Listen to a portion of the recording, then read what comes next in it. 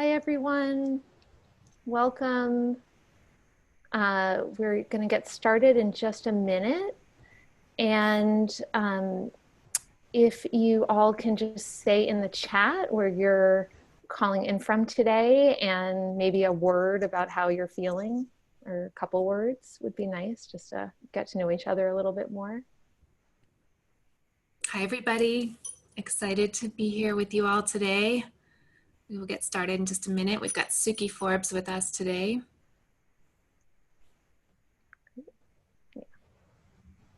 And for those who just joined, if you want to put in the chat where you are today, what city or country. It's always kind of fun to see people writing in from all over the world. We've got Sheila from Portland who's feeling grateful. Okay. Well, I'm gonna get things started, and feel free to put your location in the chat as I talk. Well, welcome to Holding a Space with Claire Bidwell Smith and Sukey Forbes. My name is Dara Cosberg, and I'm the program director at Reimagine. We're a nonprofit organization that sparks community experiences just like this one, that empowers individuals, families, and communities to face the hardest parts of our existence, including illness and death, while inspiring people to celebrate life and one another. And before we kick off, I'm just going to first thank our festival sponsors. It is with profound gratitude that we thank our sponsors who support Reimagine and make this work possible. I also just want to do a shout out to those who have donated for Reimagine programming. We also very much depend on our attendees to keep these things going. And these are my cats, Sammy and Biscuit, teaching us how to turn on and off our mute. We will be having a Q&A where if you want to raise your hand, you can, and we can call on you, and you can also write questions into the chat. Feel free to turn on or off your video, although it is nice to see your faces. If you have any questions, just put them in the chat, and if you're finding the chat to be distracting, you can click that little arrow and close it when you'd like. And with that, I'm going to introduce Claire. Claire Bidwell Smith is an internationally renowned author, speaker, and grief expert. She's the author of 3 wonderful books of nonfiction: The Rules of Inheritance, After This, When Life is Over, Where Do We Go? And Anxiety, The Missing Stage of Grief. And her books have been published in countries all over the world, and she lectures and writes regularly about grief. So with that, I'm going to pass it off to Claire. Thank you, Dara. Hi, everybody. I'm so happy to be here with you today. This is really my favorite part of the week. I started doing these conversations as soon as the pandemic happened, just really wanting to hold space for everything that we were all feeling and going through, and all the stuff that was coming up for everybody about grief and anxiety, and just kind of wanting to create a community where we can process it together, and bringing in wonderful guests every week to talk about it.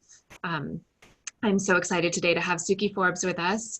Sukey is the author of a memoir called The Angel in My Pocket, about the loss of her daughter, Charlotte. Sorry. And I'm going to let her tell you a little bit more about it while I drink some water. Sukey, can you tell us about your book and about your story of loss to start? Well, first of all, thank you for having me here. I'm really happy to join all of you today and hold space together in this very uncertain time, grief-filled in and of itself. I'm a bereaved mother, a mother of 3. In 2004, my middle child, Charlotte, at the age of 6, died within a 3-hour span from a high fever. At the time, we didn't know there was any underlying condition, and it plunged our otherwise rather normal and happy family into the depths of sorrow. I think over the years, after writing the book and sharing the story more publicly, the first thing I ever hear from anyone is, I would die if that happens to me. So for any of you who have not lost a child, I'm guessing if you have children, that's your first reaction. And for those of you who are joining us who have lost a child, I'm sorry that we share that space. but it does present some unique challenges. The first of which is you don't get to die. You can take your own life, but you don't get to, so you need to decide what to do. And that's what my book, The Angel in My Pocket, is about. It's making whatever sense I can from the loss, the decision how to move forward. Do I move forward, and in what way? And the story is told about the process. It came from journals that I wrote through the process of the grief. And I've shared the story 10 years later, in hopes that, knowing I had arrived at a fairly positive space and making that decision early on, I wanted to share that path, because I, particularly early on in the grief, I think we all are grasping for a lifeline. And I didn't feel there were enough out there that spoke of resilience and of silver linings, or anything that might be a positive outcome of a horrible, deep sorrowful time. Thank you. I'm so glad that you wrote your book. I think it has helped so many, and it's something that needs to be talked about more and more. It's something that's difficult to talk about. People are afraid to talk about it. But I think it's one of those, all loss can feel very isolating, but I know that that one in particular, because so many people are afraid to even go into that space with you, I imagine it can feel particularly isolating. What was like the first year or two for you like? For me, it became very clear to me, everyone reacts differently and in their own time to grief. And without overly sharing about my children's father's experience, because I think that's a private experience, his grief was more pronounced at the beginning, and my mothering instinct kicked in pretty quickly and said, I've got to get it together. And so the first year for me was trying to get both in touch with that deep feeling, because I was scared to access it because I didn't want to crumble, and also a very strong sense of duty of needing to be there for my surviving two children, who were 3 and 6, and my husband, who needed my support as a partner and a wife. And so the first year for me, I almost went into hyper-vigilant Martha Stewart mode. I mean, I was an empty shell for sure, but I made it to back to school night, and I had birthday parties for the children, and somehow miraculously holiday cards went out. All of those superficial pieces of our life that involve a lot of energy, but let the world know that we're showing up. I was very active in those the first year. And I was also very aware of everybody watching very intently. So for me personally, the second and the third year were the most intense personal work-filled years. And I think my third year was my most sorrowful, even though along the way I accumulated some sort of nuggets of wisdom, knowing that I would be okay if I wanted to. I still, in many ways, really crumbled the third year, when I felt that there was enough of a safety net for me to come unglued a little bit more. Yeah, I think that's it, right? I was just thinking about that quote of Elizabeth Kubler-Ross, where she says, denial is nature's way of letting in only as much as we can handle. Mm-hmm. Not that you were necessarily in denial, but I think that same idea of just making yourself so busy and just, keeping your eye on the prize, or whatever it is that you're doing to kind of not let yourself feel everything that's coming up, is that same way of you not even being able to handle it, right? Like if you open those floodgates, right, where you were afraid that you would fall apart. I was very, I was so much of how we move through life is informed, I believe, by our childhood experience. And I was raised in a family that was fairly stoic and didn't share very much emotionally in any direction. Anything that was overly exuberant in happiness or overly expressive in sorrow or anger was considered to not be even keeled. And so I was really fearful of accessing those really deep, dark places. I was afraid I'd never come out of them. And I didn't think it was something that I could step into and then step out of at 3 o'clock in the afternoon to go pick up the kids. So it was very scary, bit by bit, letting go and moving into it. I would say one of the greatest pieces of information I got early on from the priest who came to our house. My children's father was a Catholic, and so there was a lot of Catholicism in the early grief. And he came and said, in those moments when you're feeling good, allow yourself to do that. Don't feel guilty, because that's your body's way of taking care of yourself, and you will have plenty of those deep, dark moments as well. And he was right, and I was so appreciative of that, because we do need those moments of levity, and those were actually the most difficult for me, because if something would humor me, within a nanosecond, I'd get that kicked in the gut feeling of, how could you possibly laugh when your entire world has come unglued and your beloved child is not here? So it was really important to embrace those small moments, which somehow nourished myself and my soul enough to kind of step into the other more painful pieces. Yeah, I hear that from so many people who are grieving, that there's this period of time, usually around the 1 to 2 year mark, where they become afraid to feel happy again, afraid to move forward. And, I talk a lot about how this idea of letting go or moving on is a myth. We don't have to do that. We don't have to move on. We don't have to let go, but we do move forward, and we incorporate these losses into our lives. We take them with us. But there's this period of time where, I remember when my mother had been dead about a year, and I started at a new college. I had taken a year off of college when she died, and I went home to be with my dad. And then I started back at a new school. In the morning of orientation, I woke up to get up and get dressed, and I collapsed on the floor in grief and sadness, just thinking about doing something in my life that she wasn't going to know about. Like, there had been this tender period of this year where I just didn't do anything. I just kind of stood still and grieved, or was kind of numb. But then when it was time for me to move forward in my life, I didn't know how to do that without her, and I didn't want to.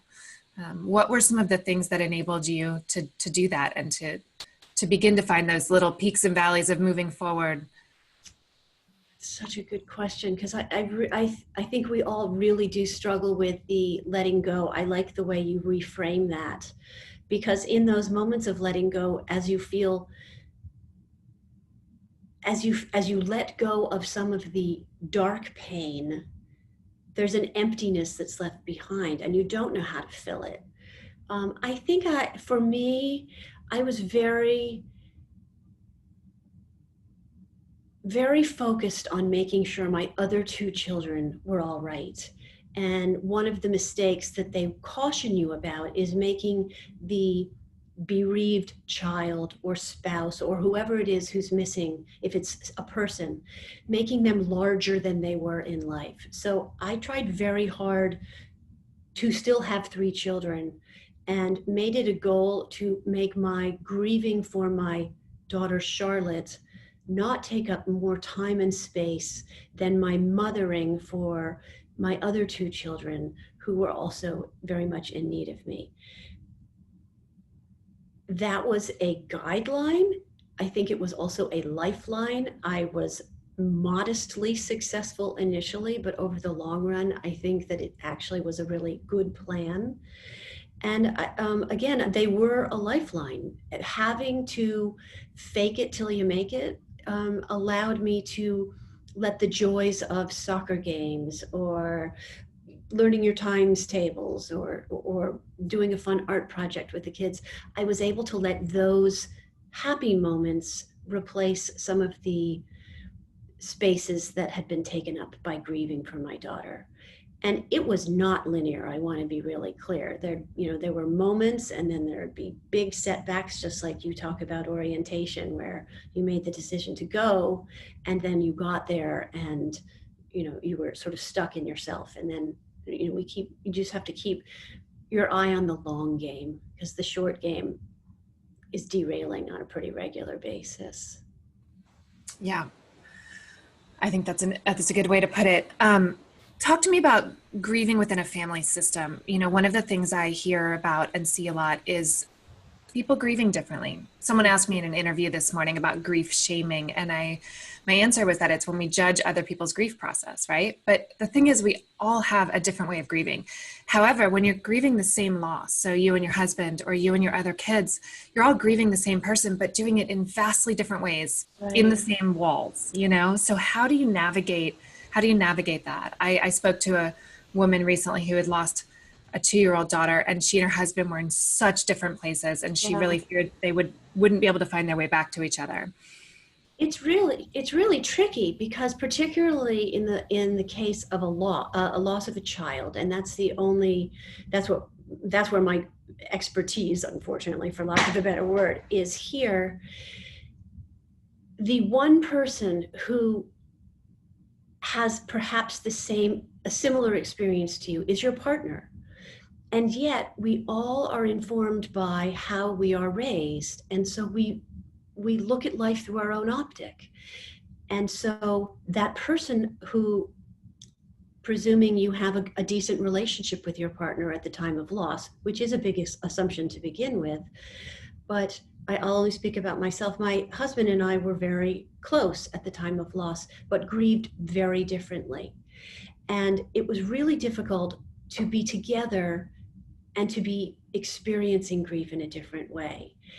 And I did feel that there was some grief shaming. His sorrow was much more apparent early on, and his anger was very apparent early on. And I was really sort of numb. And there was a lot of back and forth of, I was envious of his access to his emotions. I think he was envious of my ability to be high functioning, but resentful of my inability to process. So that created a very unhealthy dynamic. One thing I've never spoken of, and as a writer of a memoir, Claire, you may experience this as well, and along the lines of we all look at life through our own optic. That book, The Angel in My Pocket, is about my journey through grief. One would think that my children's father would have had the same experience or very similar. And he read the book. We ended up 10 years after we lost Charlotte, we ended up divorcing. And he read the book after before it was published, actually.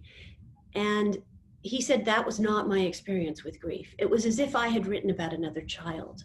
And that was very hard to hear from somebody whom I had shared this child with. And it must have been also very, very difficult for him to read about his daughter as seen and experienced through the eyes of someone with whom he had been so intimate. So that has been a very difficult challenge all along. In our personal relationship, it's been the one thing that we've kept very careful and sacred between us. But we had a very, very different experience, and that's hard on a family unit. Absolutely. I think it's such a challenging aspect of grief, right? How we navigate it with the other people who we are bound to. I want to talk to you a little bit about resilience and also how we create relationships with those that we have lost, and also thinking about anyone who has lost a child who was maybe their only child, and kind of just thinking about when we don't have the other places to kind of feed our attention into. Maybe we don't have a thriving career, we don't have a larger family, and we are really just grieving that huge loss. What are ways that we can get up every day, and what are ways that we can also strive to create a relationship with the person who is gone? Well, I think each loss is different. And so I can't specifically address somebody who loses their only child, because that creates a whole nother set of challenges.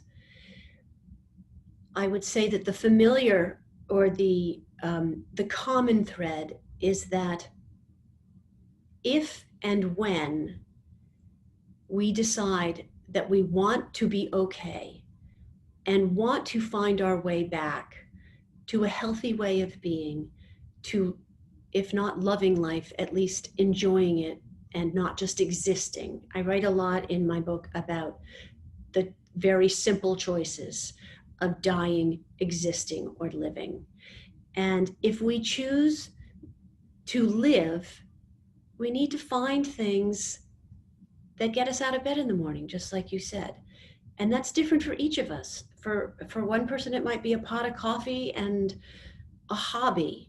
For another person, it might be going to church or connecting with a sister or a parent or an animal. For others, it might be exercise, but there's always something that takes us a little bit outside of ourselves and brings us joy. The tricky part is when you're super depressed, it's hard to find that. You know, someone says, what makes you happy? Nothing. So we got to dig a little bit for it, but it's baby steps. I don't think any of us, when moving through such a gutting loss, whether it's a child or a partner or any loved one, just wakes up one day and bounds out of bed. It's just these small moments that they're little embers of a fire that make you remember that there's something else out there. So it really is very individual, but maybe writing or sitting down and making a list of what used to make me happy. If you can't think about what makes you happy now, what used to make me happy before? And maybe those before pieces will take you back in some way to that place, or maybe they will create something new.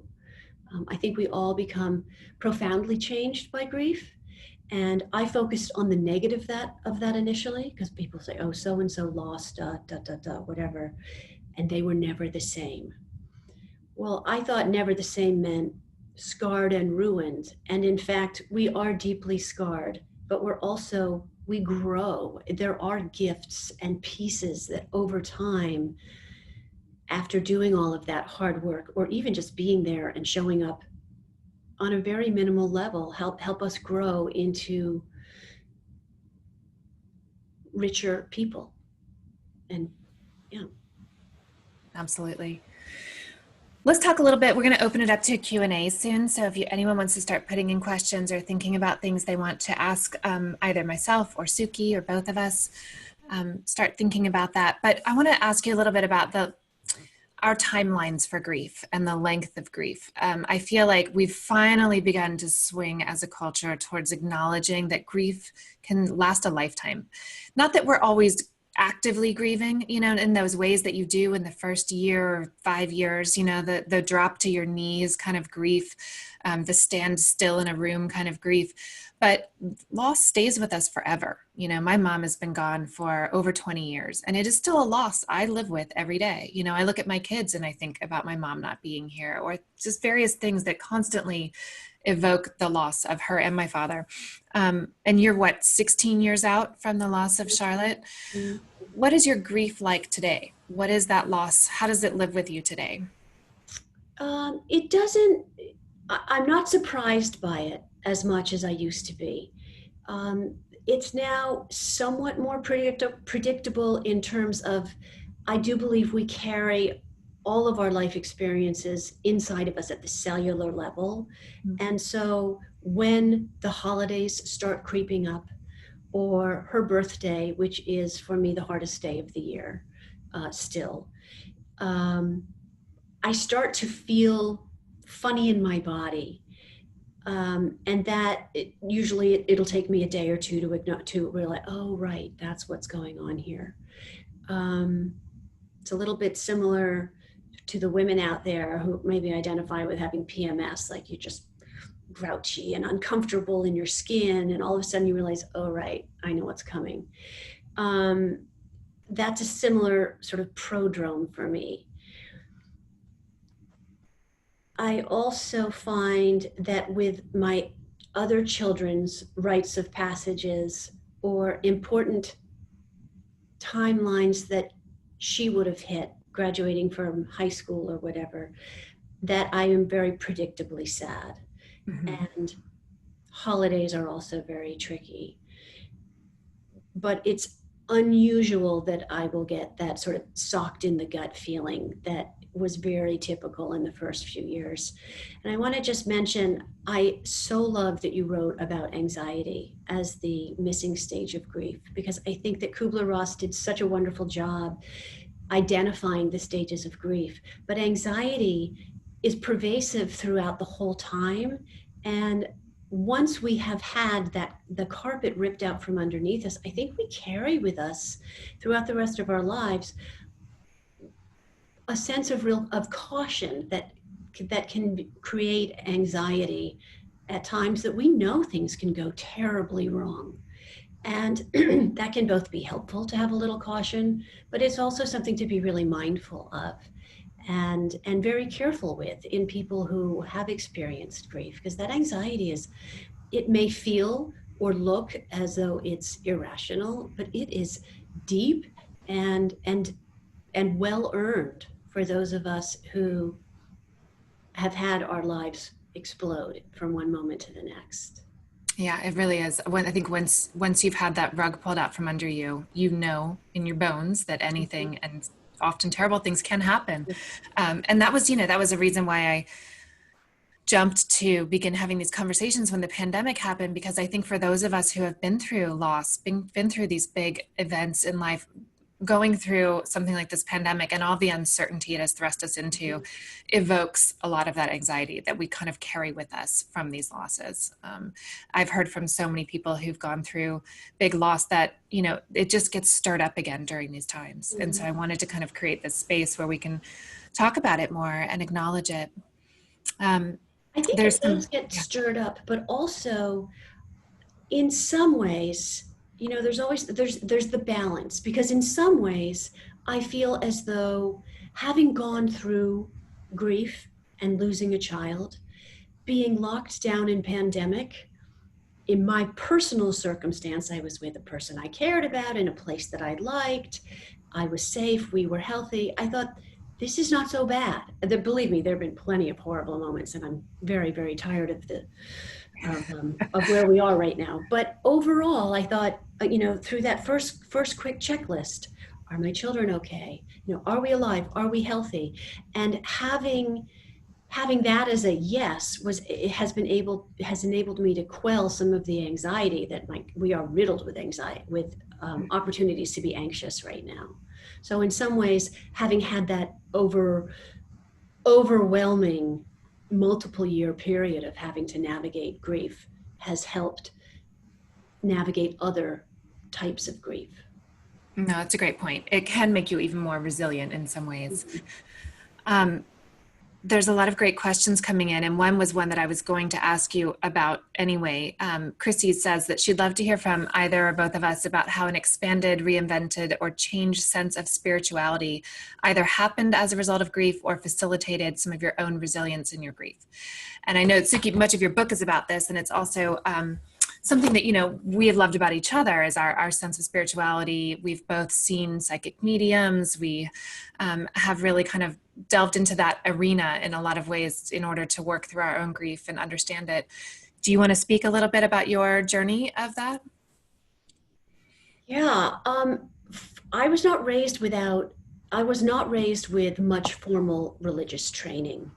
And boy, I never admired the Catholic faith as much as I did when my daughter died, because the rituals were already in place. And I felt as though everywhere we went, I was having an existential crisis. Where is she? Where is she? I had to know where, if my 6-year-old child was not with me, where was she?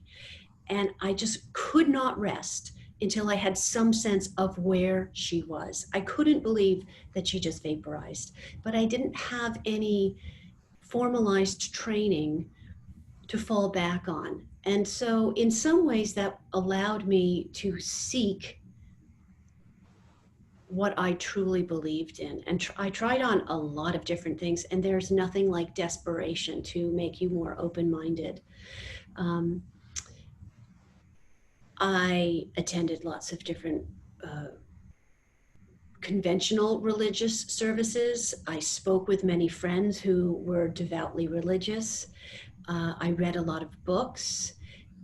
Within my own family, my great-great-great-grandfather was Ralph Waldo Emerson. So I was raised very much with an Emersonian culture and way of thinking about the divinity of God in nature. So although we didn't spend a lot of time in a house of worship, when we did, it was the Unitarian Church, and there was very much a sense of nature and walks being sacred.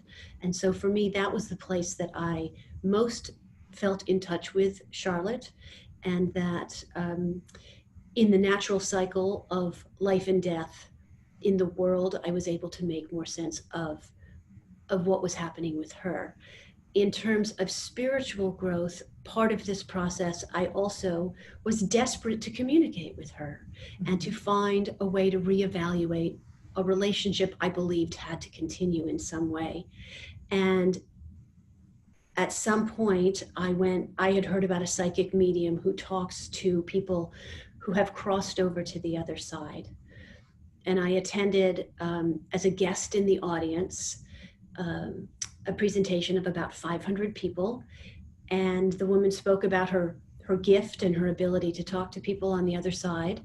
And then she said, at the end, I'm going to take messages. And if I start describing somebody who sounds like one of your loved ones, put up your hand. And I was so skeptical. I thought, well, I'd love to believe this, but I'm sure there's people planted in the audience, and this is just a bunch of hogwash. And she had several fairly, very interesting and powerful and believable interactions. And then she started to describe my daughter to the T. And I don't know, maybe part of it was magical thinking on my part, but she drilled down so clearly on who I believed my daughter was. I put my hand up, and I was just completely flabbergasted about the things that she told me. The title of the book actually comes from this experience, because she said, as she starts talking about my daughter, and she says she wants to acknowledge something that you carry in your pocket. It's white and sparkly. And I had found an angel shortly after Charlotte had died in one of her closets, and we just moved into a house that was completely empty. And I'd carried this angel in my pocket for the last year, and I'd never told anyone, not even my husband. And yet this woman brought that up. And so for me, that I was shaking all over. And for me, that opened up a whole door to a whole nother world of the thin line that separates the here from the there.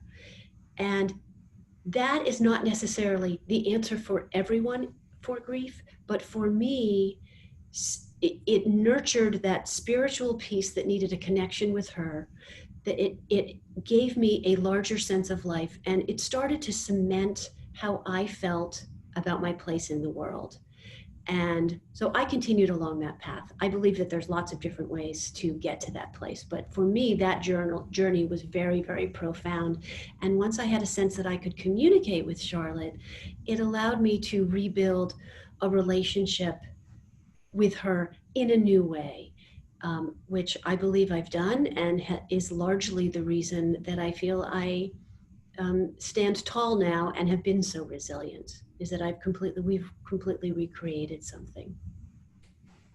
I love hearing about that. I almost think it's another stage of grief. Maybe I have another book to write about the next stage of grief, but I think this kind of search for spirituality, or search for a religious or spiritual framework with which to understand your loss and the person, where the person is, where your relationship is, where your love for them is a part of the grieving process. I wrote my second book all about this, called After This, and it was my personal search for my own sense of spirituality and connection to my parents who had lost, but also on behalf of the clients I was working with, because I was seeing them go through the same thing. Where is my person?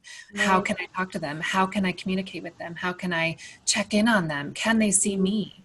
And it's this, it's this kind of gnawing inside of you until you begin to find ways. And even if your answer ends up on your spiritual quest ends up being, more of something where you believe that there is nothing, that's still an answer for you, and right. I think there comes this time when you are really seeking some kind of understanding or something to land on in that arena.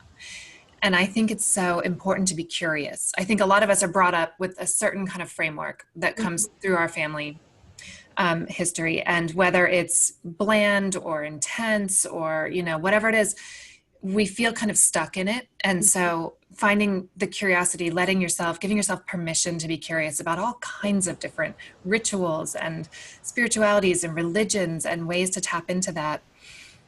Much like you, I had some really powerful experiences with psychic mediums. I went into it very skeptical, came out of it with some really powerful experiences. And it wasn't that I needed to continue seeing psychic mediums, but what it gave me just enough of a faith that there was something, that there was a connection still to my parents. And that enabled me to create my own new relationship with them and my own ways of connecting with them, not having to go see more mediums or anything, but finding, just allowed me enough of that little nugget of belief and faith where I was like, okay, I can find my own ways to connect with them, to talk with them, to incorporate them into my life. I agree. I want to be clear that by creating a new relationship, I do not mean to say using this as a phone line, using a psychic medium to connect to a child. Right. For me, it was a conduit to a new way of thinking. Mm-hmm. But for me personally, it felt dangerous to go down a path where to use a medium as a telephone line.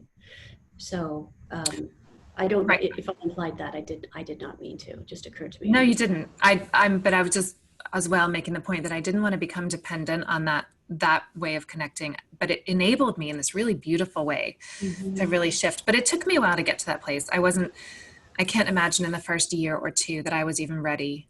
The first year or two of my grief and loss, I was ready to start that relationship. I didn't want that kind of relationship. I just wanted them back. Just wanted them on here. It definitely took a while, because now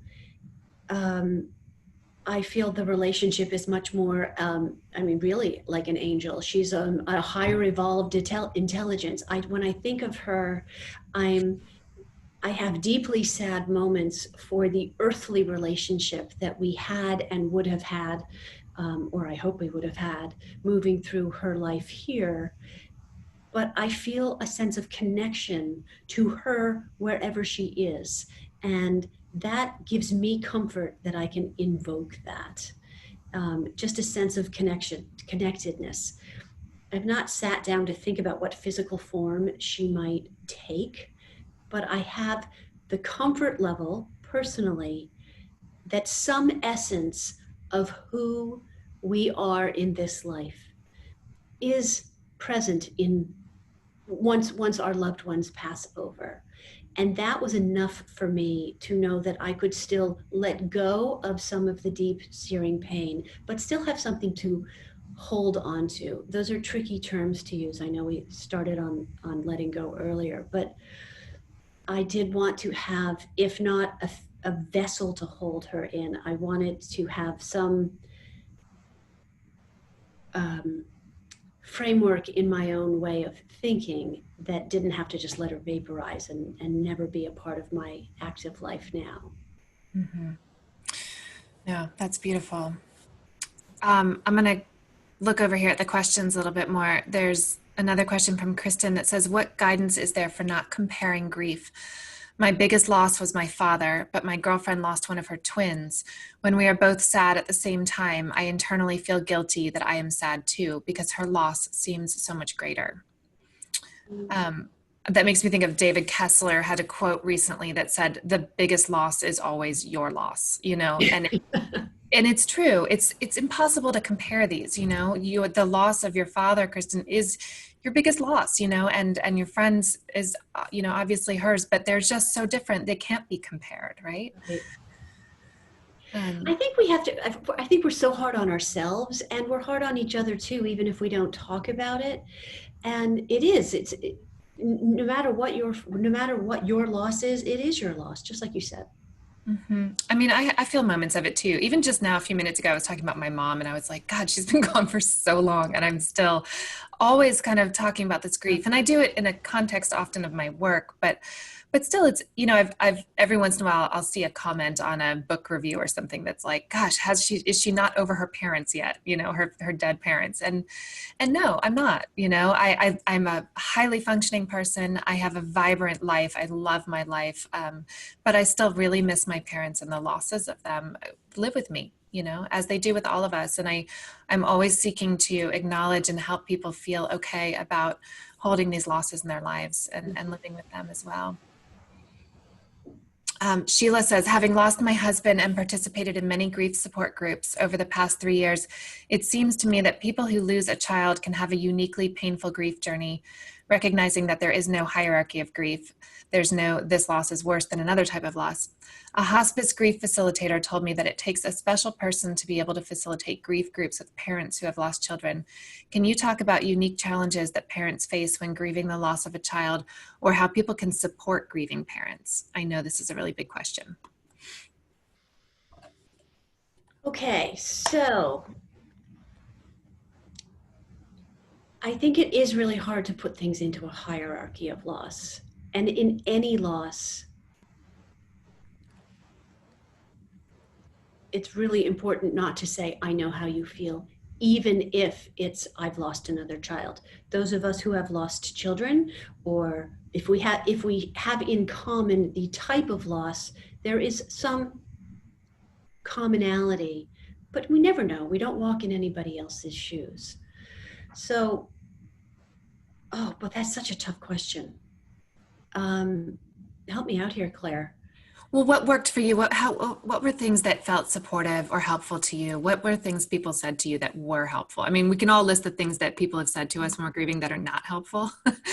When Hope Edelman and I facilitate a motherless daughter. If you're a terrible parent, I actually didn't hear that, but I know of a few people who have had people say to them, well, if you had been there that morning, your child wouldn't have, died or whatever. I mean, horrible, horrible things.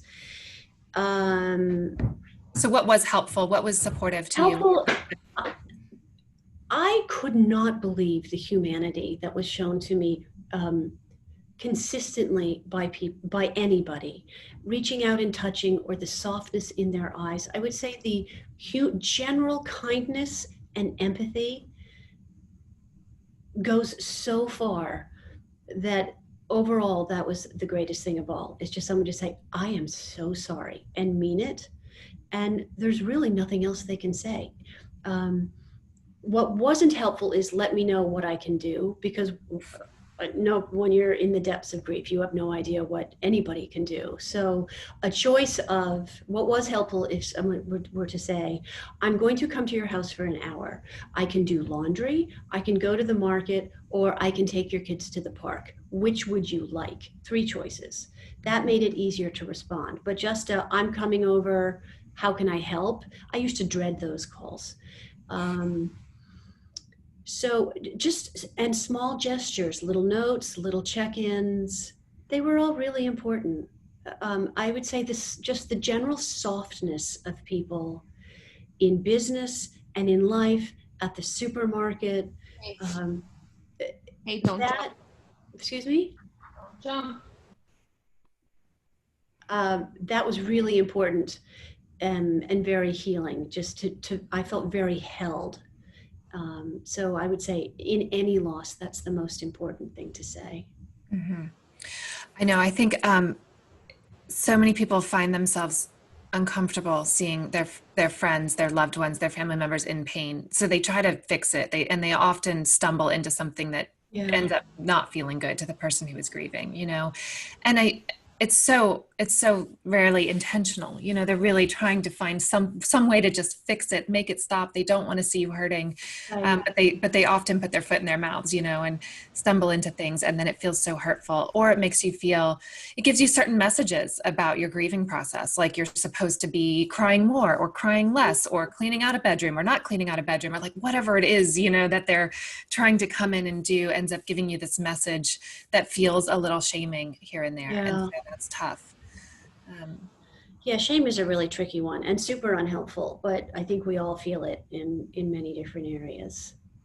I really struggled with the grief groups, trying to find a good fit, and often felt, particularly the first year, because I was pretty blocked and high functioning, I really thought that there was something wrong with me and that I just didn't have any emotions at all, and I was just this creepy robot.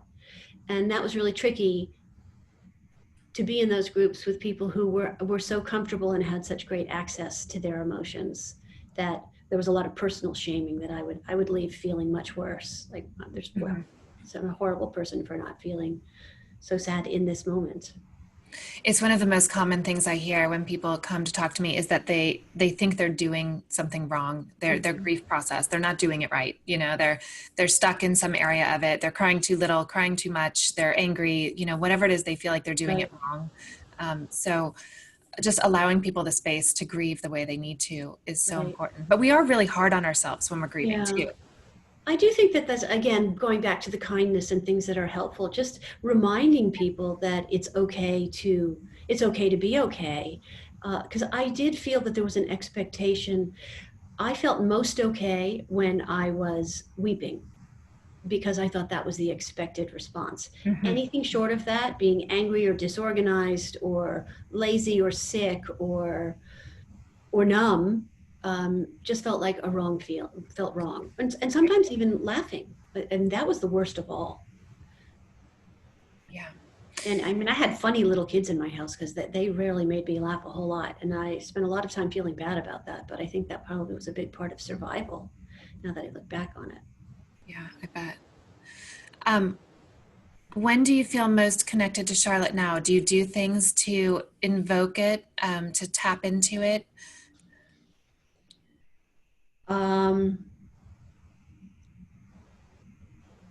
Well, this is probably not a great example, but I do invoke her as a parking angel periodically. And she's pretty good in a pinch. So I feel most close to her then, I would say, or at times when I am trying to quiet myself, I reach to her more than I reach to what I believe to be my God. She is usually my first call for strength when I'm seeking something outside of myself.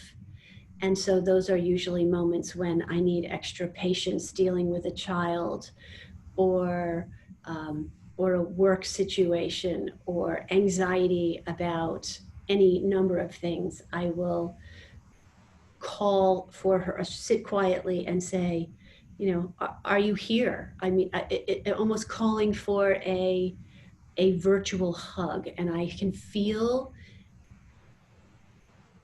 heard in some way, like there's a virtual embrace.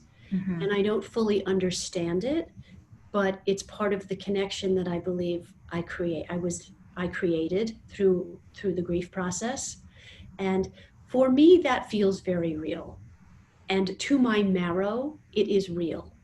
I am also willing to put forth to anybody else who believes that that's not real, that it's still okay, because it works for me and allows me to be highly functioning and positive and happy in this world. So for those who are more skeptical about the path that I have chosen, or that somebody else may have chosen, if it works for them, if it is not harmful to anyone else in their immediate circle, then great. And I say be supportive of it, because it allows them to re-engage in life in ways that are meaningful and positive.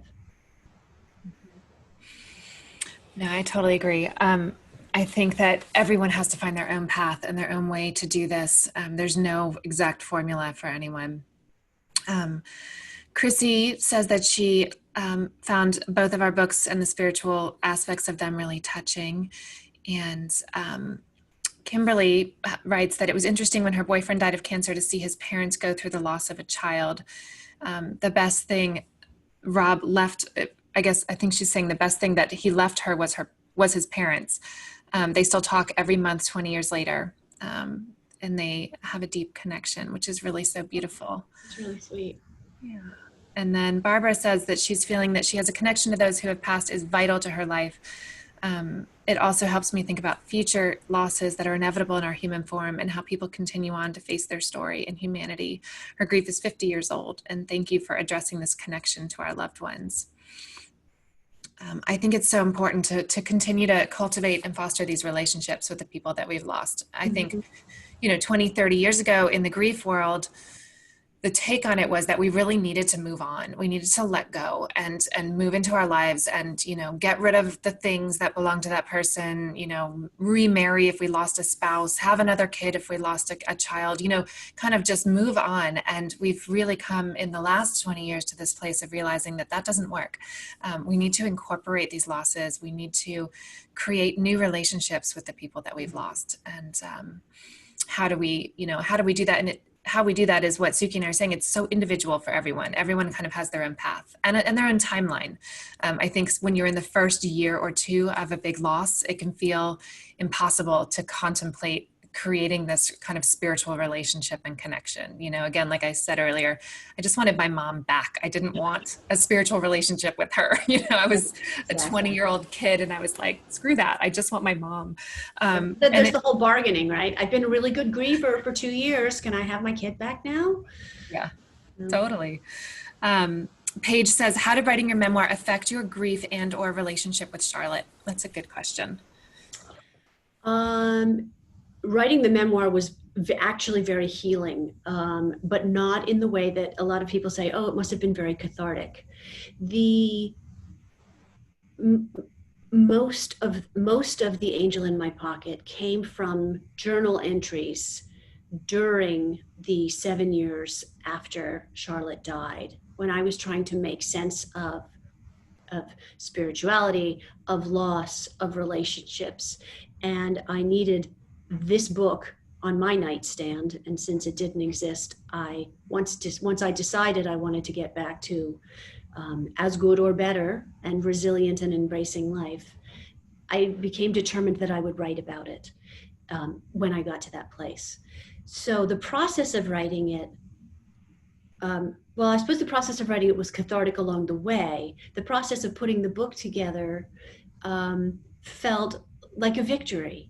I remember the day that I write about this in the book, where I got out of a taxi ride and I'd had this wonderful conversation with the taxi driver, and he turned to me and he said, you must have a great husband, and I hope he appreciates you because you are so full of life. And I got out of that taxi and closed the door and I was like, that's it. I'm ready to put this book together.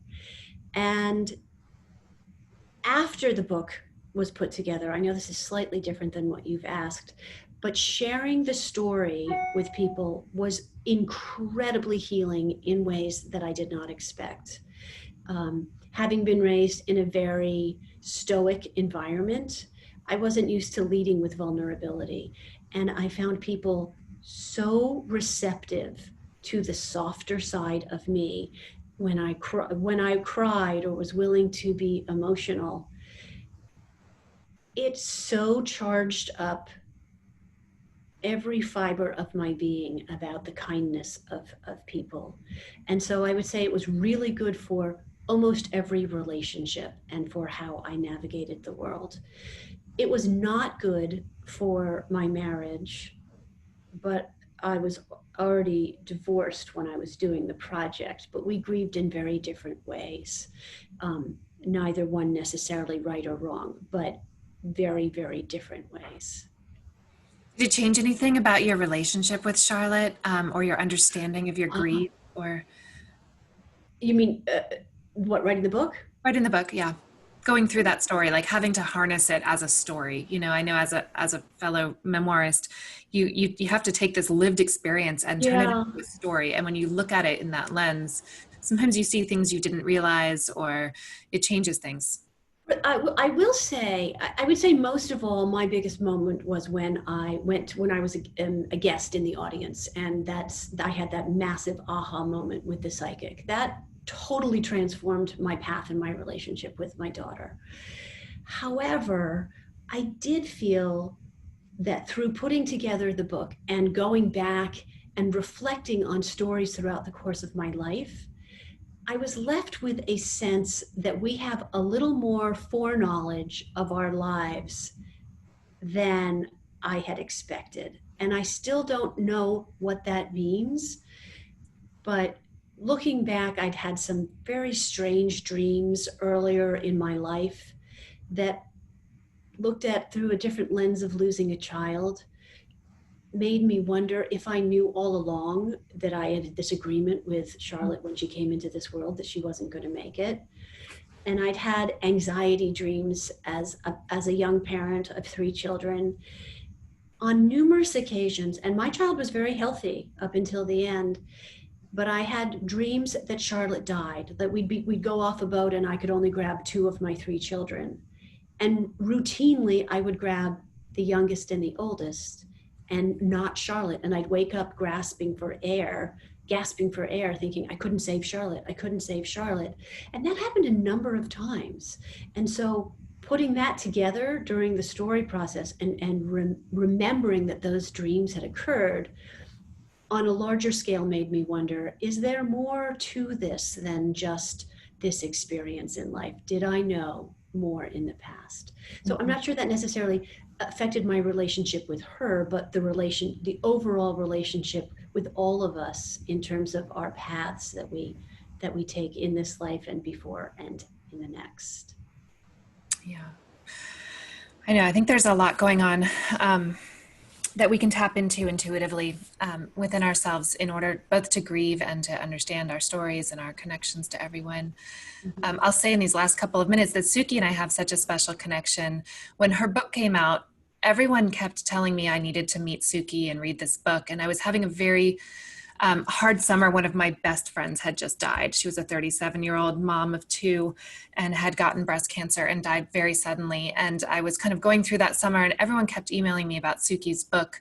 And I just didn't get around to it. Sukey herself even emailed me and I hadn't responded to it. And I just had a lot going on. And then I flew to Boston, which is where I happen to be right now, to go to my friend's memorial service. And a mutual friend picked me up at the airport and said, we're going to have lunch with Sukey Forbes.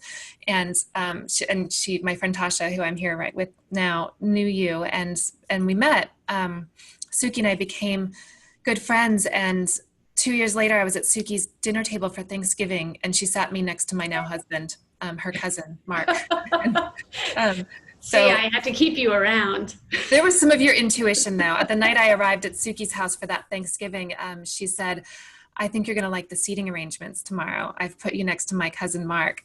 And I was like, yeah, whatever. And here we are going on 5 years this year. That's right. So, but we've always had a really, I don't know, you and I have always had such an amazing magical connection through all of these losses and our sense of spirituality and kind of all the magic of it. So it's such a pleasure to have you here. Tell us where we can find you all and what you're working on. And your book is available everywhere books are sold. Dara, maybe you can put a link to it in the chat, and you guys will get an email with it as well. So you can find me on social media as Sukey Forbes on both Facebook and on Instagram. I also, my second book is about polo, the game of polo played on horseback, which is something that I started to do in the last few years, which my mother claims I never would have done had I not lost a child, but it's part of that re-engaging and really sucking the marrow out of life in the second act. So I also have an Instagram called Mother Chucker Polo, which is the name of my team. And the third book I'm working on actually is about what happens in the next stage, sort of the second 40 years of your life. And what do you make that look like? And it's a bit of a follow-on to The Angel in My Pocket, but I feel as though I lost 10 years to the depths of sorrow and have been busy rebuilding and gaining them in the ensuing 10 years. And so the book that I'm writing about now is, what do you do when people say you might be approaching or past your prime, and yet you feel as though you've finally risen from the ashes and feel better than you have in years? And what does that look like? How do you stay vital and healthy and create a good life despite what some people may view as sort of a long, slow slide to the end? So that's what the third book is about. Amazing. Thank you so much, Sukey. It was always such an honor to talk with you on this subject. Thank you for having me. Thank you to everybody for being here today. I will let Dara close us out. Yeah. Well, I wanted to thank both of you for just inviting us into this magical space between the two of you. So that was a really beautiful conversation. And I'm just putting some links in for some upcoming events. One is that we are having our monthly vigil tonight at 5 p.m. Pacific with BJ Miller, Leon Ford, and Pastor Corey Kennard. And it's just a really beautiful space to honor those who have died. Our Dose of Togetherness is with the founder of You Might Die Tomorrow, Kate Manser, and she's going to be doing a deathbed meditation. We also have our Art Responders event. We have a weekly art and music event on Wednesdays, and that is with Emily Wells, a really amazing musician and composer. And lastly, I added the link to where you can donate if you'd like to, support Reimagine to help us keep our programming going. But thank you all for showing up here today. Thank you so much. We will see you guys next week. You'll get some emails about upcoming guests and Sukey's information as well. Thank you all. If you want to unmute and say bye, we'd love to hear your voices. Thank you. Bye. Bye. Bye, everybody. Bye. Thank you all. Thank you. Beautiful. Goodbye. Bye. Bye. Thank you. See you guys later. Thanks. Bye. Thanks. Like, Bye, awesome, Sukey. beautiful faces. So nice to see everybody's face.